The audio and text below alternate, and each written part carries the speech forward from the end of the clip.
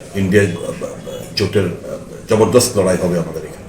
কংগ্রেসের সাংগঠনিক শক্তি ত্রিপুরা রাজ্যে কি রকম ভিত্তি রয়েছে আপনার বলে বর্তমান পরিস্থিতি? দেখুন, একটা ভয় ভীতির পরিবেশ তো কায়েম রয়েছে না, যেটা আপনারা ভালো বুঝতে পারছেন। তারপরেও আমাদের সাংগঠনিক যা অবস্থান ছিল বছর খানেক আগেও কিংবা বিধানসভার প্রাক মুহূর্তেও যা আমরা ছিল, তার থেকে অনেক অনেক ভালো অবস্থানে বর্তমানে আমরা রয়েছি। আমাদের ছেলেদের, আমাদের কর্মীদের একটা ফাইট ব্যাক করার একটা মানসিকতা আমরা দেখতে পাচ্ছি, এবং বিশ্বাস যারা ভারতীয় জনতা পার্টির মধ্যে আছেন তারাও এবার, তাদের তো মান সম্মান নেই, বললাম না, কিছু লুটেরা দলটাকে চালাচ্ছে। ভালো কর্মীর অভাব নেই ভারতীয় জনতা পার্টিতে, তাদের কোনো মূল্যায়ন হচ্ছে না।